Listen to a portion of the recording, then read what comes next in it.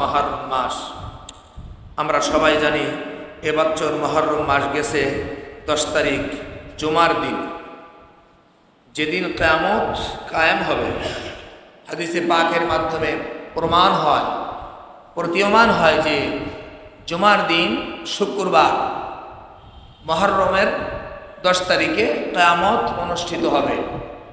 তো আমরা সেরকম একটা দিন পেয়েছিলাম। তো আমাদের সকলকে এই মহরম মাসের যে আল্লাহ রাব্বুল আলামিন দুনিয়ার সূচনা কাল থেকে নিয়ে পর্যন্ত বহুত অলৌকিক আশ্চর্যজনক ঘটনা ঘটাইছেন, সেই ঘটনার দ্বারাই কোনো এক জাতিকে পরিবর্তন করে দিয়েছেন। সেই ঘটনার দ্বারা কোনো জাতিকে দুনিয়ার থেকে একবারে শেষ করে দিয়েছেন। সেই ঘটনার কারণে অনেক সময় অগণিত মানুষ, অনেক বড় বড় জাতি তারা কি করছে, কুফরি শিরিক এই মতবাদ ছেড়ে দিয়ে ইমানের তাওহীদের দিকে চলে আসছে। এই জন্য এই আলোচনাগুলো করার উদ্দেশ্য হলো আল্লাহ পাকের বড়ত্ব মাহাত্ম্য উঠায় ধরা, আর আমরা যে রাস্তায় চলতেছি ইসলাম পরিপন্থী রাস্তা, এগুলোকে ত্যাগ করে দিয়ে আমাদের সকলকে ইসলামের রাস্তায় চলে আসা। যেমন অতীতে আল্লাহ পাক বড় বড় ঘটনা ঘটাইয়া কাফের মুশরিকদেরকে কুফরি মতবাদ, শিরিকযুক্ত কাজকর্মকে ত্যাগ করে দিয়ে ইসলামের রাস্তায় আসতে আল্লাহ পাকের বড়ত্ব দিকে তারা বাধ্য হয়েছিল। ঠিক সেই আলোচনাগুলো শুনে যেন আমাদের অন্তরে, আমাদের হৃদয় অঙ্গমে আল্লাহর কোরআনের মাধ্যমে, হাদিসের মাধ্যমে শুনে আমরা যেন গেঁথে ফেলি এবং ইসলাম বিদ্বেষী কর্মকাণ্ড ছেড়ে দেই। আমরা আলোচনা শুনে এরকম ইচ্ছা করে প্রত্যেকের অন্তরে ইচ্ছা করতে পারি না যে আমরা যে জীবন চলতেছে, আমাদের জীবনে যা ইসলাম পরিপন্থী কাজ আছে ত্যাগ করে দিয়ে ইসলামের কাজ আমাদের জীবনে প্রতিষ্ঠিত করব। এরকম আমাদের কার আশা আছে ইনশাআল্লাহ। আল্লাহ পাক সকলকে তৌফিক দেন বলেন আমিন। আমরা আলোচনা করতেছিলাম আল্লাহ পাকের অগণিত অসংখ্য নবী প্রেরণ করেছেন। এটা হাদিস দ্বারা, কোরআন দ্বারা প্রমাণিত। কতজন নবী স্পষ্ট আয়াত, স্পষ্ট হাদিস পাওয়া যায় না, কিন্তু অগণিত নবী প্রেরণ করেছেন, সেটা বাস্তব। তন্মধ্যে একটা নবী যার নাম হলো ইউনুস আলাইহিস সালাতু ওয়াসসালাম। উনি নবী কি নবী না, যেটা কোরআনে বলতেছেন, হ্যাঁ উনি নবী, উনি মুরসালিনদের মধ্যে একজন ছিলেন। আল্লাহ পাকের সূরা সাফফাত পারা নম্বর 23 পৃষ্ঠা 10 মধ্যে আল্লাহ পাক বলতেছেন, ইউনুস নবী ছিলেন কিনা, আল্লাহর পক্ষ থেকে পয়গম্বর ছিলেন কিনা, সেটার ব্যাপারে আল্লাহ পাক কোরআনে কারীমের আয়াত ব্যক্ত করতেছেন। আল্লাহ পাক বলতেছেন, ওয়া ইন্না ইউনুসা লামিনাল মুরসালিন। আল্লাহ বলতেছেন ইউনুস নবী সে মুরসালিনদের মধ্যে একজন ছিল। মানে যাদেরকে, মুরসালিনের অর্থ হলো যাদেরকে আল্লাহ পাক প্রেরণ করেছেন নবী হিসেবে, তাদের মধ্যে একজন ইউনুস নবী ছিলেন। বলে সুবহানাল্লাহ। এখন এই ইউনুস নবী দুনিয়াতে চলার ক্ষেত্রে, আমরা যেমন চলার ক্ষেত্রে হঠাৎ করে ভুল হতে পারে, আমাদের ইস্তেহাদে, আমাদের চিন্তা চেতনায়, আমাদের কার্যকলাপে, আমাদের কথাবার্তায়, আমাদের ওঠা বসায় ভুল হতে পারে কি পারে না? আমার কথা বুঝে থাকলে বলেন, ভুল হতে পারে কি পারে না? নবীরাও আল্লাহর পক্ষ থেকে মাসুম ছিলেন, কিন্তু ওনাদেরও ভুল হতো। ওনাদের কি হতো? ভুল। তো মাসুমের কি অগ্রিম আল্লাহ পাক মাফ করে দিয়েছিলেন। বলেন সুবহানাল্লাহ। যে আমার নবী ভুল হবে, কারণ সে তো মানুষ ভুলের ঊর্ধ্বে নয়। যেহেতু নবী রাসূল আসছেন মানুষের জাত থেকে। কিসের জাত থেকে? আরে জোরে বলেন না, কিসের জাত থেকে? জিন জাতি থেকে আসছে নবী রাসূল? জিন জাতি থেকে নবী রাসূল আসছে? ফেরেশতা জাতি থেকে নবী রাসূল আসছে? আল্লাহ পাক মানব জাতি থেকে, মানব মণ্ডলী থেকে নবী রাসূল প্রেরণ করেছেন। তাহলে এটা আমাদের জাতি থেকে আল্লাহ পাক যে নবী রাসূল প্রেরণ করলেন, আমাদের জন্য সম্মানের বিষয় কি বিষয় না? বিষয় না। তো আমরা মানুষ, আমাদের ভুল হতেই পারে, নবী রাসূলদেরও ভুল হতে পারে। এই ভুলকে কেন্দ্র করে মানুষ বিভিন্ন প্রকার খারাপ মন্তব্য করতে পারে। তাই আল্লাহ পাক অগ্রিমভাবে তাদেরকে আগে থেকেই মাফ করে দিয়েছেন। বলেন সুবহানাল্লাহ। তো ইউনুস আলাইহিস সালাতু ওয়াসসালাম তিনি হঠাৎ করে তার ইস্তেহাদে একটা ভুল করে ফেলেছেন। কি করেছেন? তিনি তাওহীদের, একত্ববাদের যখন নাকি দাওয়াত দিয়েছেন তার নিনওয়া শহরের অধিবাসীদের, তারা ইউনুস আলাইহিস সালাতু ওয়াস সালামকে মানতে রাজি নয়। তো রাজি না হলে ইউনুস আলাইহিস সালাম তাদের গজবের খবর জানাইল, তোমরা যদি এই সময়ের মধ্যে আল্লাহ পাকের প্রতি বিশ্বাস স্থাপন করে ফিরে না আসো, তাহলে আল্লাহ পাক ক্ষিপ্ত হয়ে তোমাদের ওপরে গজব নাজিল করবে। তো তারা বুড়ে আঙুল দেখিয়ে তার গজবের তোয়াক্কা করলো না, তাকে ফেরাই দিল। এগুলো বিশ্বাস করি না। ইউনুস আলাইহিস সালাম ভয়ে আল্লাহর হুকুম না পেয়ে, আল্লাহর হুকুমের আশায় না থেকে, অর্ডার না শুনে তিনি এখান থেকে একটি এলাকা ছেড়ে একটু দূরে চলে গেলেন। ওখানে যে অপেক্ষা করতেছেন যে আল্লাহর পক্ষ থেকে কখন গজব হবে, গজব হইলে তার তো শেষ হয়ে যাবে। এখন ইউনুস আলাইহিস সালাম দেখেন যে সময় গজব হওয়ার কথা ছিল সে সময় গজব নাজিল হয় নাই। গজবের নাজিল হওয়ার কিছু আভাস পেয়ে নিন্নুয়া শহরবাসী যারা ছিল, অধিবাসী যারা ছিল, দেখতেছে যে গজব তো পড়লই, তাড়াতাড়ি ঘর বাড়ি ছেড়ে সবাই বের হয়ে গেছে। জীব জানোয়ার সহ, বাচ্চা কাচ্চা সহ সবাই জঙ্গলের দিকে বের হয়ে গেছে। জঙ্গলের দিকে বের হয়ে যাওয়ার পরে তাফসীরের মধ্যে আসছে নিনওয়ার অধিবাসীরা বাচ্চা কাচ্চা যারা দুধ পান করে তাদেরকে আলাদা করে দিয়েছে মার থেকে। মার বাচ্চা সব আলাদা হয়ে গেছে। গরু ছাগল যেগুলো জানোয়ার ছিল, জানোয়ারগুলোর মধ্যে যারা বাচ্চা যারা দুধ খায় এদেরকেও আলাদা করে দিয়েছে। এখন আলাদা করে দিলে দীর্ঘক্ষণ যদি মা ছাড়া বাচ্চা থাকে হাসবে না কাঁদবে বলেন? সাধারণ কাঁদা না বেশি কাঁদবে? বেশি কাঁদবে। তো নিম্নবাসী চিন্তা করতেছে শুধু আমরাই কাঁদবো কেন গজব থেকে বাঁচার জন্য? আমরা তো পাপী, মুশরিক, গুনাহগার, কাফের, আমাদের বাচ্চারা তো মাসুম, তারা এখনো কুফরি করে নাই, শিরিক করি নাই। তারা যদি কান্নাকাটি করে মালিক হয়তো তাদের কান্নার কারণে কবুল করবেন, আমাদের গজব তুলে নেবেন। তো নিন্নুয়াবাসী এভাবে কৌশল করে মা থেকে বাচ্চাদেরকে আলাদা করে দিয়েছে, পশু থেকে তাদের বাচ্চাকে আলাদা করে দিয়েছে। আর তারা বৃদ্ধা মিলে, যুবক যুবতী মিলে এক পাশে যেয়ে এখন তারা দোয়ায় নিমগ্ন। আমার বন্ধুগণ দোয়া শুরু করে দিয়েছেন। দোয়া করতে করতে এক পর্যায়ে দেখা গেল তাদের তওবা কবুল হয়ে গেছে।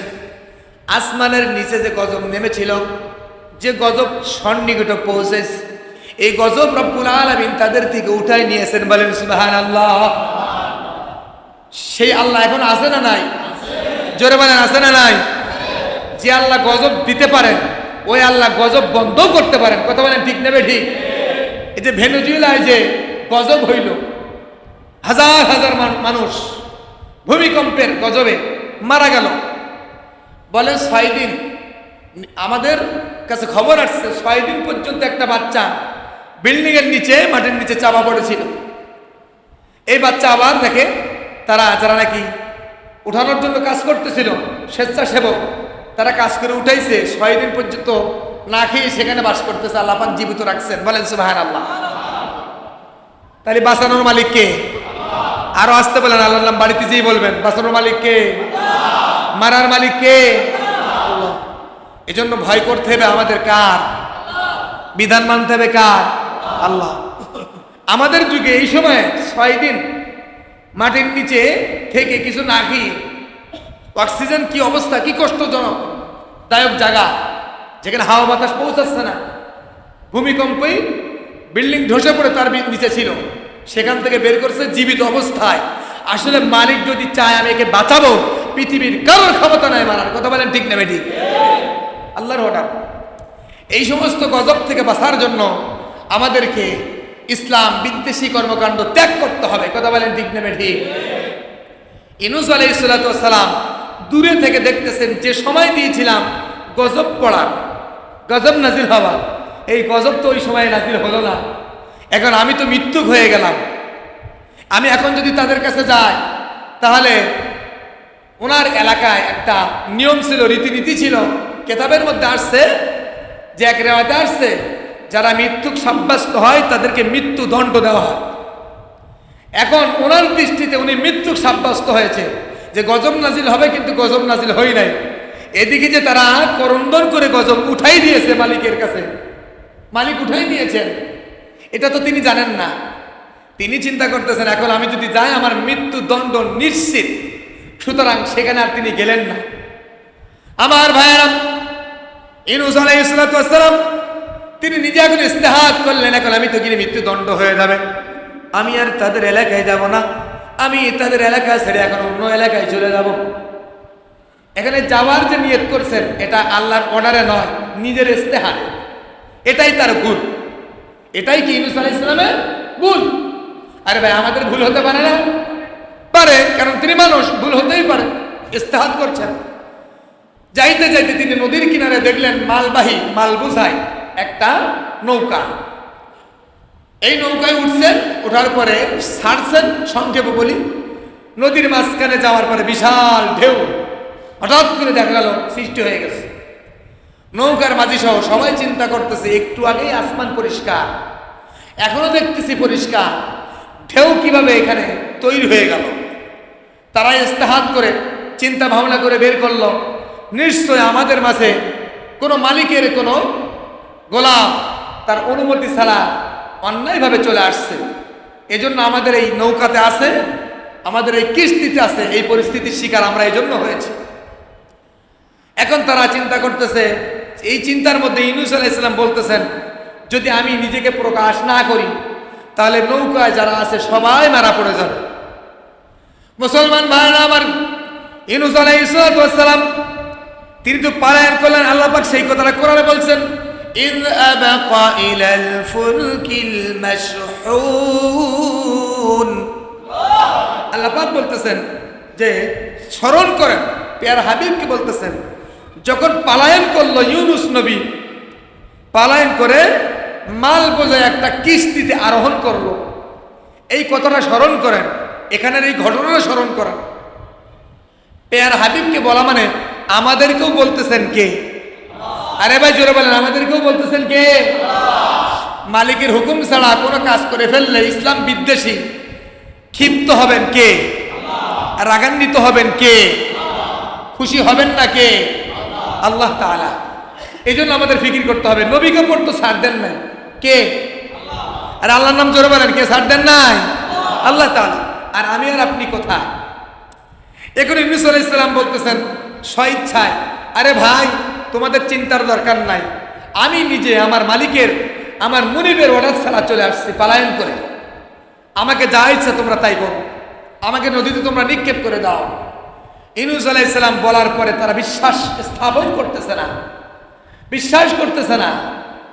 তারা বলতেছে এত সুন্দর চেহারার মানুষ কখনো এমন কাজ করতে পারে না। বলেন না সুবহানাল্লাহ। বাহ্যিক অবস্থায় বলতেছে সে এমন করতে পারে না, ভিতরগত ভাবে দেখা যায় আসলে বাস্তব সেটাই। আমার বন্ধুগণ, ইউনূস আলাইহিস সালাম বারবার বলার পরেও তারা বিশ্বাস করলো না। তারা পরিশেষে নিশ্চিত হওয়ার জন্য তারা একটা লটারির ব্যবস্থা করলো। আল্লাহ রাব্বুল আলামিন কোরআনের মধ্যে বলেন, ফাসাহামা ফাকানা মিনাল মুদহাদিন। ইউনূস আলাইহিস সালামের ব্যাপারে আল্লাহ বলতেছেন ফাসাহামা, লটারি হলো, ফাকানা মিনাল মুদহাদিন, দুইবার তিনবার কয়েকবার লটারি করা হয়েছে, সব কয়বার ইউনূস নবীর নাম আসছে। বলেন সুবহানাল্লাহ। আল্লাহ বলতেছে আমি নিজে তাকে হারাইয়ে দিয়েছি, তার নামটা আমি লটারির মধ্যে উঠাই দিয়েছি। বলেন সুবহানাল্লাহ। এখন ইউনূস নবীর নাম উঠছে, এরপরও বিশ্বাস করে না। ইউনূস নবী চিন্তা করতেছে, রে এখন নাম ওঠার পরেও যখন বিশ্বাস করতেছে না, তাহলে এরা আমাকে নদীতে নিক্ষেপ করবে না।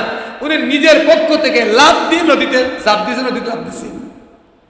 লাভ দেওয়া মাত্রই আল্লাহর অর্ডার, হুকুম, নদীর মাছকে অর্ডার করে দিয়েছেন যে মাছ তাকে গিলে খেয়ে ফেলার জন্য।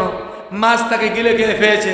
এটা কিন্তু বানানো কথা না, আল্লাহ কোরআনে বলতেছেন সূরা সাফফাতের 142 নং আয়াতে আল্লাহ পাক বলতেছেন, ফালতাকামাহুল হুতু ওয়া হুয়া মুলিম। আল্লাহ বলতেছেন বিশাল একটা মাছ তাকে গিলে খেয়ে ফেললো, যে অবস্থায় সে অসুস্থ ছিল, রুগ্ন ছিল। বলেন না সুবহানাল্লাহ। এখন ইউনূস আলাইহিস সালামকে যে মাছে গিলে খেয়ে ফেললো, এখন মাছকে আবার আল্লাহ অর্ডার দিল, খবরদার তাকে তুমি হজম করবা না, অক্ষয় অবস্থায় তোমার পেটের ভিতরে থাকবে। আচ্ছা, মাছের ভিতরে হজম করার শক্তি দিয়েছেন কে? আল্লাহ। ও ভাই, পিছনের সাথীরা বলেন আল্লাহর নাম নিলে গুনাহ হয় না সওয়াব হয়? তাহলে মাছের ভিতরে, পেটের ভিতরে হজমের শক্তি দিয়েছেন কে? মাছ হজম করার শক্তি থাকলেও হজম করতে পারছে না, কারণ অর্ডার নাই কার? আল্লাহর অর্ডার নাই, আল্লাহর হুকুম নাই। এখন মাছ গিলি খেয়ে ফেলে সারা পানির নিচে দিয়ে সমুদ্রের তলের দিক দিয়ে খালি ঘোরে। কেতাবের মধ্যে আসছে, তফসিরের মধ্যে আসছে একদিন এক রাত তিনি ছিলেন। আর এক কেতাবের মধ্যে আসছে যে তিনি 40 দিন পর্যন্ত মাছের পেটে ছিলেন। এই অন্ধকারাচ্ছন্ন জায়গার ভিতরে তিনি থাকা অবস্থায় তিনি কি করতেছেন? আল্লাহ পাকের তাসবিহ পাঠ করতেছেন। দেখেন, আমরা কিছু মানুষ এমন আছি, বিপদে পড়লে ডাকি কার? বলেন না জোরে, কার ডাকি? আল্লাহকে ডাকি।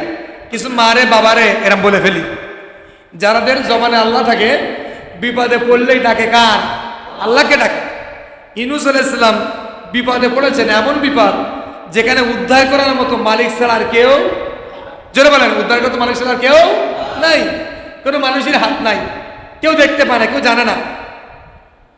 আল্লাহ রাব্বুল আলামিনের হাত ছাড়া আর কোনো হাত নাই। ইউনূস আলাইহিস সালাম ওই অন্ধকারের মতো থেকে তিনি জিকির করতেছেন, ইস্তেগফার করতেছেন, তওবা করতেছেন। আমরা অনেকে আছি কি করি জানেন? তওবা করতে লজ্জাবোধ করি, তওবা করি না, ইস্তেগফার করি না। মনে করি আমি তো ভালো আছি, গোনা করি না, কিসের তওবা করব, কিসের ইস্তেগফার করব? হতে পারে আমার আপনার অজান্তে অনেক গোনা হয়ে গেছে, এমন হতে পারে কিনা? ইউনূস আলাইহিস সালাম ইস্তেগফার করছেন, তওবা করছেন, আর বারবার অন্ধকারাচ্ছন্নের মধ্যে কাকে ডাকতেছেন? জোরে বলেন, কাকে ডাকতেছেন?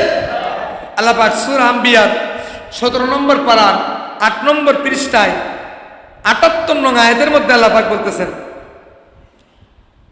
ফানাদা ফিজ যুলুমাতি আল্লা ইলাহা ইল্লা আনতা সুবহানাক ইন্নী কুনতু মিনাজ জালিমিন। আল্লাহ পাক সূরা আম্বিয়ার 87 নম্বর আয়াতের মধ্যে বলতেছেন যে সে নিদা দিল, সে ডাকলো, ফানাদা, সে ডাকতেছে, ফিজ যুলুমাত, অন্ধকারের মধ্যে।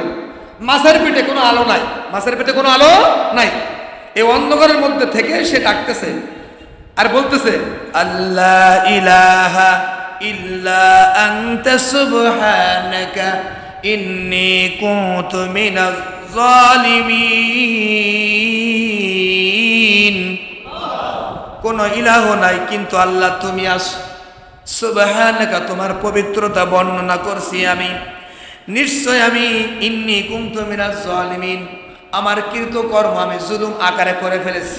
আয় আল্লাহ, তুমি আমাকে মাছের পেট থেকে উদ্ধার করো, বলেন সুবহানাল্লাহ। আল্লাহর পয়গম্বর তিনি দোয়া করছেন মালিকের কাছে। এখন যখন নাকি দেখেন তওবা করছেন, আবার তওবার মধ্যে, দোয়ার মধ্যে আল্লাহর তাওহীদের ঘেরান আছে। তুমি ছাড়া কোনো ইলাহ নাই, তুমি পবিত্র, আমি জুলুম করে ফেলেছি। এখানে কয়েকটা শাখা কথা, আল্লাহ তাওহীদের সাক্ষ্য দিয়েছেন, আল্লাহর পবিত্রতা বয়ান করেছেন। 3 নম্বর বলতেছে আমি অপরাধী। কিছু লোক আছে অপরাধ করার পরে স্বীকার করে না, আছে না নাই? এরা ডবল গুনাহগার, ডবল পাপাচার। কিছু লোক আছে অপরাধ করার পরে বলছে ভাই আমার অপরাধ হয়ে গেছে, আমাকে ক্ষমা করে দাও। মানুষ ক্ষমা করে দেয় কি দেয় না? দেয়। আমার মালিকের কাছে অপরাধ করার পরে যখন কেউ অপরাধ স্বীকার করে ক্ষমা চায়, আল্লাহর দরজা খোলা, আল্লাহ ক্ষমা করে দেন। ইউনূস আলাইহিস সালামকে ক্ষমা করে দিয়েছেন, মাফ করে দিয়েছেন, বলেন সুবহানাল্লাহ। অটোমেটিক অগ্রিমভাবে তো মাফই আছে নবীদের, কিন্তু ইউনূস আলাইহিস সালাম ওই সময়ের জন্য যে আল্লাহ পাক ক্ষিপ্ত হয়েছিলেন, তার কুদরতি অন্তরে জোশ মারছিল রাগের ঢেউ, এই ঢেউ আল্লাহ পাকের ঢেউ নিমজ্জিত হয়ে গেল, কমে গেল। আল্লাহ পাক খুশি হলেন এবং তাকে নিষ্কৃতি দিলেন। এবং কি করলেন? আল্লাহ পাক বলতেছেন কোরআনে কারীমের সূরা সাফফাতের 23 নম্বর পারার 10 নম্বর পৃষ্ঠায়, ফানাবাযনাহু বিল আরা'i ওয়া হুয়া সাকিম ফালাউলা আন্নাহু কানা মিনাল মুসাব্বিহিন লালাবিসা ফি বাতনিহি ইলা ইয়াউমি ইউবআসুন। আল্লাহ পাক বলতেছেন যদি সে তাসবিহ পাঠ না করত তাহলে তার পেটে, মাছের পেটের ভিতরে কিয়ামত পর্যন্ত লালাবিসা অবস্থান করত, ইলা ইয়াউমি ইউবআসুন, কিয়ামতের দিন পর্যন্ত। নাউযুবিল্লাহি মিন যালিক। যদি সে আমার তাসবিহাত পাঠ না করত, তাওহীদের কথা না বলে আমার কাছে মাফি তলব না করত, তাহলে কিয়ামত পর্যন্ত এই মাছের পেটে থাকতো। কেউ কেউ বলেছেন, অনেকে চিন্তা করতে পারেন তাহলে মাছটা মনে হয় জীবিত থাকতো। বলেন না, হাদিসের মধ্যে আসছে, তাফসীরের মধ্যে আসছে যে এই মাছটা মারা যাইতো, কিন্তু ইউনূস আলাইহিস সালামের কবর মাছের পেটে হইতো, তিনিও মারা যাইতেন, বের হতে পারতেন না। তো ইউনূস আলাইহিস সালামের তাসবিহাতের কারণে আল্লাহ পাক মাছের পেট থেকে তাকে নিষ্কৃতি দিলেন। বলেন সুবহানাল্লাহ।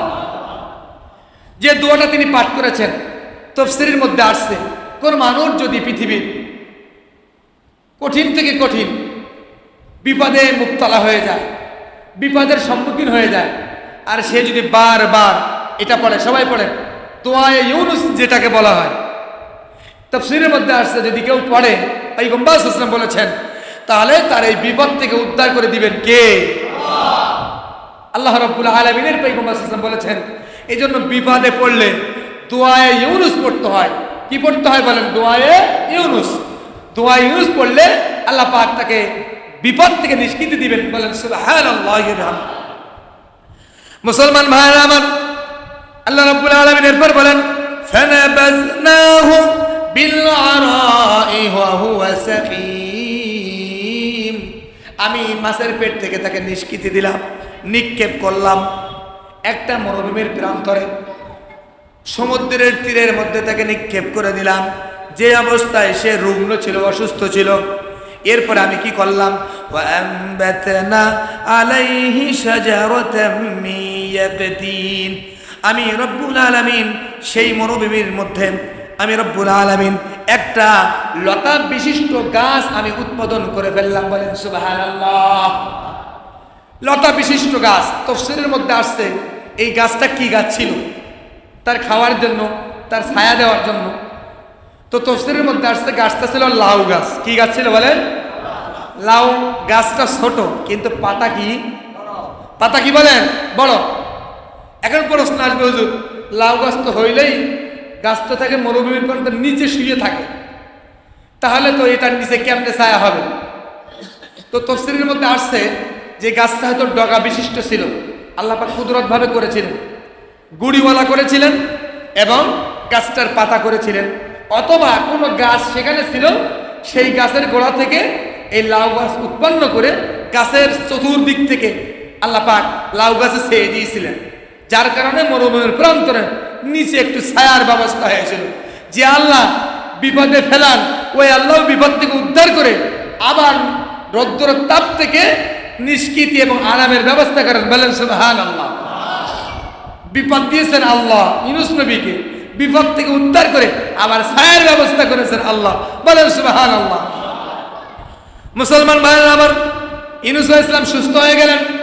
তাফসীরের মধ্যে আসছে তার শরীরের মধ্যে কোনো পশম ছিল না, শরীরের চামড়াগুলো পর্যন্ত খেয়ে ফেলছিল, সাদা সাদা হয়ে গিয়েছিল, আর কোনো পশম ছিল না। আল্লাহ রাব্বুল আলামিন মাছের পেট থেকে 10ই মুহররমের দিনে 10 তারিখ আল্লাহ পাক তাকে নিষ্কৃতি দিয়েছিলেন। এটা দিয়ে বুঝাইলেন আল্লাহ পাক, যদি তোমরা পৃথিবীর মানুষ যদি আমার নাফরমানিতে লিপ্ত হয়ে যাও আর এই সমস্ত বড়ত্বর কথা শোনার পরে নিজেদের জীবনকে আবার আমার রাস্তার মধ্যে ফিরে আনো, আমি রব্বুল আলামিন তোমাদের জীবনের গুনাহ মাফ করে দেব। বলেন সুবহানাল্লাহ। যেমন ইউনূস নবীকে আল্লাহ পাক মাফ করে দিয়েছেন, আমরাও তওবা করে প্রত্যেকের জীবন ঘোরায় ফেলবো, ফিরায় ফেলবো। সমাজের মধ্যে কত কাজ হয় ইসলাম পরিপন্থী, হয় কি হয় না? আপনারা বলেন।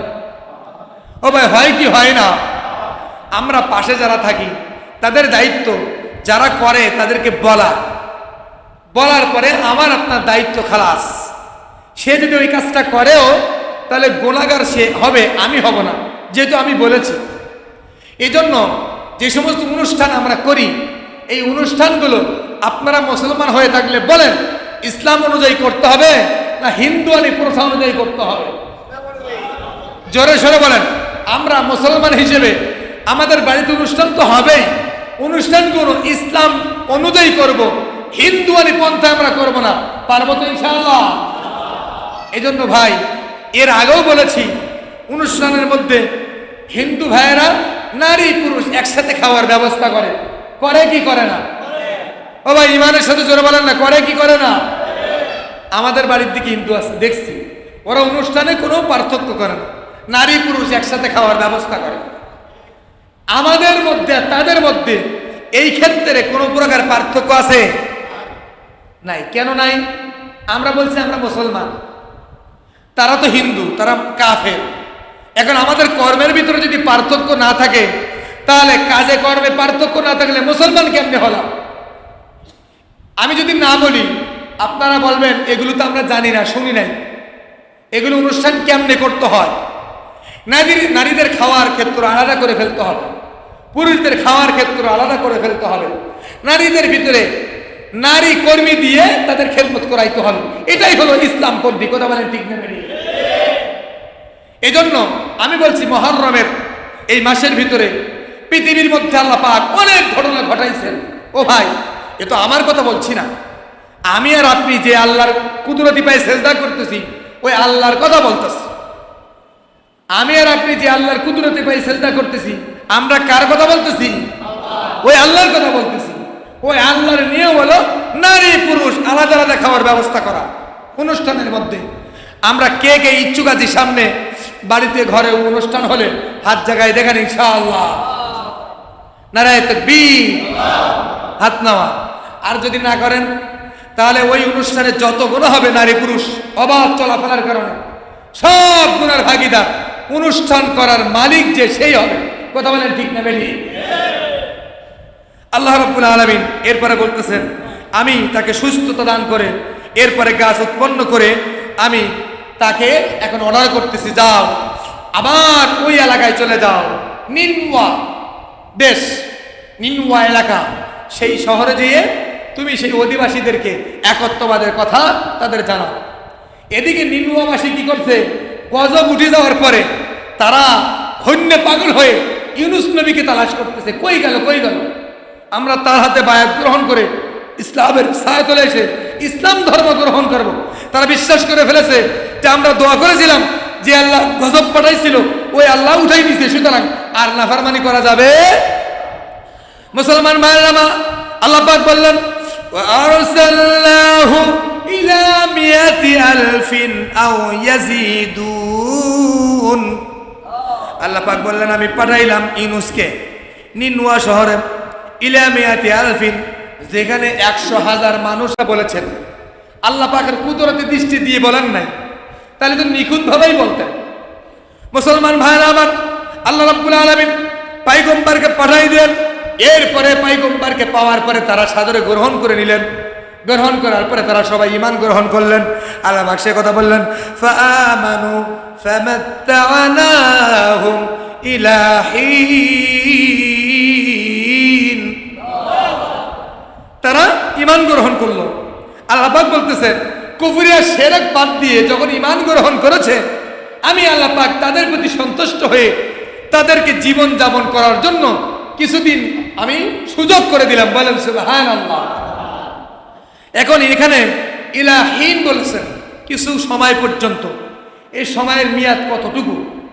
তাফসীরের মধ্যে আসছে এর ব্যাখ্যা যে সময়ের মেয়াদ হলো যতদিন তারা তাওহীদের উপরে অটল ছিল, যতদিন তারা একত্ববাদের উপরে অটল ছিল, ততদিন পর্যন্ত আল্লাহ রাব্বুল আলামিন তাদেরকে সুস্থভাবে জীবন যাপন করার ব্যবস্থা করে দিয়েছেন।